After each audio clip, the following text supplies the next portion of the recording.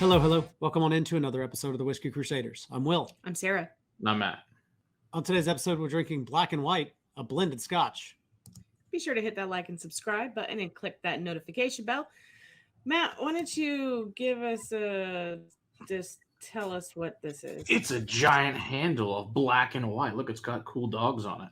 Isn't that exciting? It's a big, nice jug here. It's like $32 nowadays. But it's an old-ass whiskey, so we got that going for us.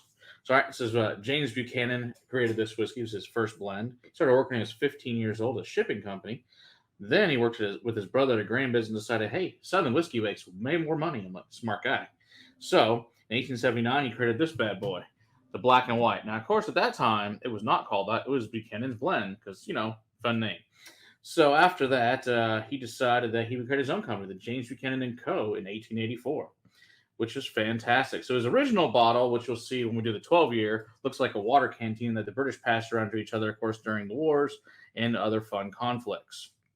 He also has a beautiful seal on his stuff, which we'll also talk about. But yeah, so Black and White is like this little fun thing here. It's obviously a beautiful 40% because you're not surprised it's 40% either. Because, it's a giant jug. What else would it possibly be unless it's teachers, but this isn't teachers, so, But anyway, it's cool. $1, I don't expect much more. No, but he did get a Royal Warrant for his business, so it was very successful. He did become knighted as well, so he just from 1898, Queen Victoria bestowed that upon him. Then it was sold to the royal household, so pretty big deal. Which of course later on, he also has a 12-year and an 18 and a 15, and some other fun stuff. Anyway, of course, this company eventually joined Distillers Limited in 1925, which of course is going to Guinness in 86, combined with Metropolitan, and then of course, the small distillery called Diageo bought them all. Surprise! That owns, like half the world's freaking whiskeys. But small. That's right, it's very small. Just a little one. Exactly. All right, so what you really care about, as I said, it's 40%. It's a blend. We all know that. I think it's probably 3 years old because that's the minimum in Scotland. It doesn't have an age statement, not a surprise. But it does, like I said, have 2 cool dogs on it. And that was the thing when it originally started. Like I said, it was a black and white label. So, but before that, it went to the House of Commons, and he named it the Buchanan's House of Commons Finest Old Highland Whiskey in 1895 because the House of Commons adopted it as their great whiskey because they thought it was so good. And they actually made it for the lowland English to drink because for their subtle palates, they can't handle the real Scotch because, they're English, which is pretty hilarious, personally, I find. So, like I said, he put a couple dogs in here. One is a black Scottish Terrier, and one was a white West Highland Scottish Terrier. Wessie. They put them on there together. So, and they were actually only in the advertisement. They actually didn't show up on the bottle until 2013. So that was kind of interesting. But apparently he was at a dog show in the 1890s like, hey, those dogs are really cool. So they put them in a bunch of advertising. But didn't actually use them for another 100 years. So, whatever works. That's hilarious. It's appeared, of course, many times in different movies, in James Bond and Moonraker. Also highly enjoyed by Dean Martin and Walt Disney. It's very popular in India, South Africa, Latin America, and the Caribbean. Some of the cool things actually in this is Dalwhinnie, Clynelish, and Glendulin. It's got some good stuff in there, except for most of this is a very, very grain forward that not surprising any of you. And a massive column still. Of course, the dogs, like I said, the dog that they're in 2013, it's no longer even available in the UK. So that's how good it is. Sold 1.4 million cases, though, in 2015. So we have that going for us. So, it's cool. But like I said, 1902, they changed to black and white because that was on the label and it made it easy for people to remember. So let's see what we think of black and white, this super awesome 3-year-old Scotch. Smells very metallic-y. Oh, yes. Yeah. Yep. All that grain. Yeah. Metallic, cornmeal, a little bit of biscuits. Yeah. A little bit of butterscotch. I'm getting my Canadian rye markers. Really? Interesting. Yeah, I'm not getting so much corn as I'm getting like just a rye, but column still and. But it could be. I mean, of course, in Canadian rye, it's mostly corn anyway. I'm not getting any peat. No.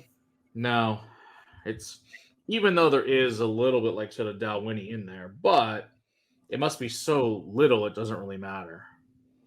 Well, and just with all the grain covering it. Yeah, the grain just does it, and it's 3 years old. I'm getting some light fruit back there. I'm getting some, I want to call it apricot. maybe pineapple. Okay. It's light. It's hidden. It's not. Yeah, I full. mean, it's for blending. It's for Yeah. highballs. That's what it's for. Yeah. Ginger ale, things like It's that. very thin. I mean, you can tell Yeah. it's thin to begin with. It just on the, in the glass.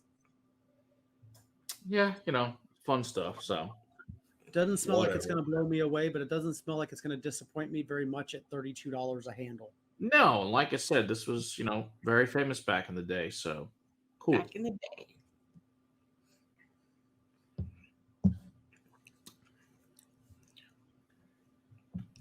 Tastes like a blended scotch. Yeah, very grainy.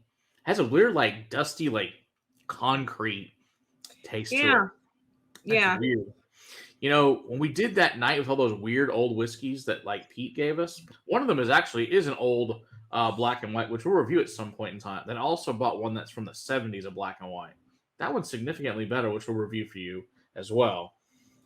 This is not super. No, I could Not definitely see horrible. this as just a blending whiskey. Or- Yeah, I definitely mix this with something. I don't think I drink a lot of this on its own. I think it's cause Mm-mm. headaches. yeah. It's got that metallic feel from all the grain. It's got a little bit of fruit going on there, like we mentioned on the nose. but Yeah, it's not like a little bit of Not like overpowering. peach, maybe. that Yeah, is pear. yeah, pear. Yeah, yeah, it's fine. It's not the worst thing I ever drank. Not great. Of course, back in the day, it was a lot more malt in this than there is today. So I'm sure when it was the House of Commons, I'm sure it was a lot better. A little bit of butterscotch on the palate. I was going to say the second sip was a lot. Yeah, the less concrete spicy, dust is gone. The a lot second less.